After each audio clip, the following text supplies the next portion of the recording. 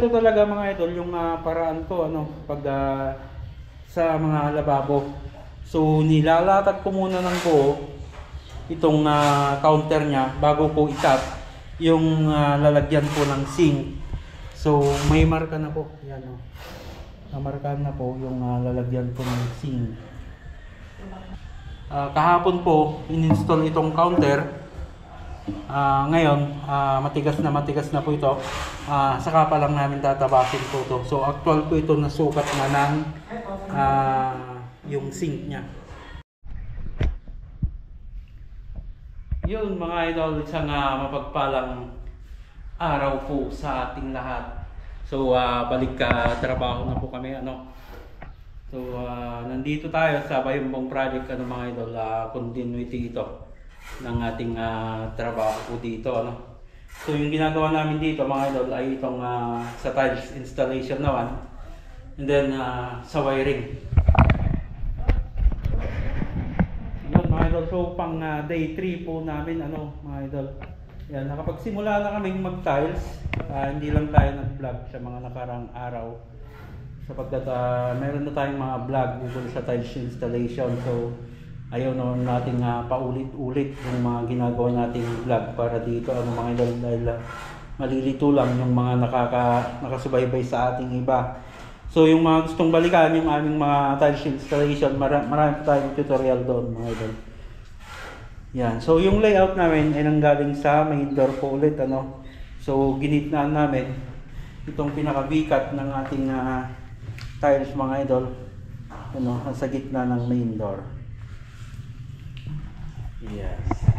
So yung nasa loob ng room mga idol ay magkaibang tiles po So may cut po kami dito sa may sa may eksaktong tapat po ng hamba. Yan. Magkahiwalay po yung kulay. Okay. Papasok po dito sa kitchen. Okay naman na po ito. Yan. Then ibang kulay na naman po dyan. Ubos na po yung ganito. Kaya yung pinili nila ay itong kulay na ito. So halos nahawig din lang naman po. Yan, papasok doon. Then dito sa may lababo, ay ito na siya. Tapos na yung pinaka-counter niya. So backsplash na lang saka itong pinaka-sinepa niya yung kulang. So hindi natin bubuin ito mga idol. Yung tiles po nito hindi bubuin. Yun po ang gusto ng may-ari. Maski po dito.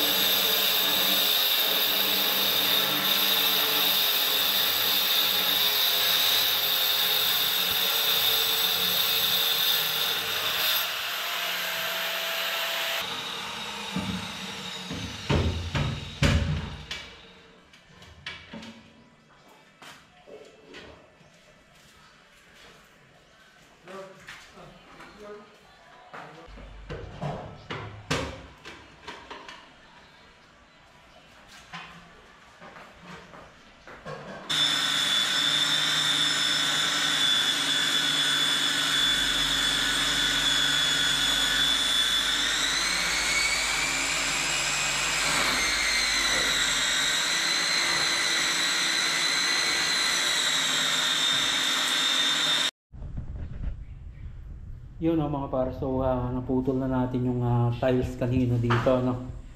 Then nagabit ko na rin po yung sa sink niya. So ito yung uri sana ng top mount, ano mga idol, o yung nakapatong dito sa tiles, pero hindi natin ginawa yan mga idol.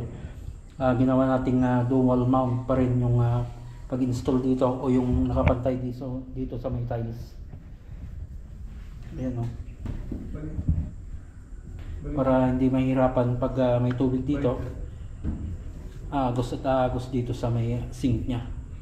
So yung installation talaga top mount mga idol ay ganun talaga, nakapatong po dito yung mga uring na sink ko na ganito. Pero yung ginawa ko dito mga idol ay ginawa nating dual mount yung installation nito, para hindi hassle yung tubig dito sa may side ng sink. So pag sa top mount mga idol, wala namang kung mali doon. Hassle lang pag may tubig dito, hindi papasok sa loob. Yan, so yan yung update ng ating lababo, ano. Nakabit na rin yung backsplash nya. Then nag-grout na ito. Ayusin na lang bukas, lilihain po kasi ito sa may kanto nya. Then sa iba mga idol, nagabit na rin yung mga pinto na tinanggal namin. Then yung kasama nating nagtatiles mga idol ay naikabitan na rin ng baseboard. So nag baseboard kami dito ng tiles, yan. So 3 inches yung height nito. So ready for grouting na ito bukas. Yan dito, pegot dito.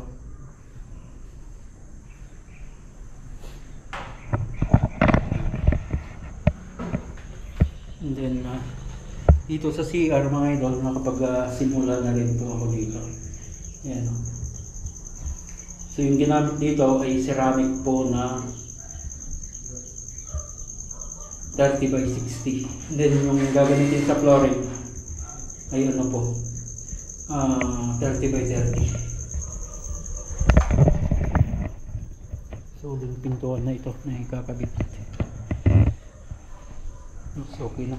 So yung magiging additional nito mga idol ay itatiles na rin po ito, itong hagdanan. Then papalitadahan muna ito.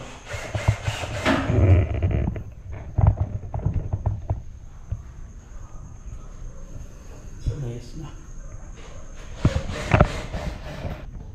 Yun mga para, so yan yung update ng ating Biofoam project po. So sa lahat po ng sumusubaybay sa aking FB page sa YouTube channel, thank you so much po sa inyo. At hanggang po sa muli. God bless po sa ating lahat at lagi po tayong mag-ingat.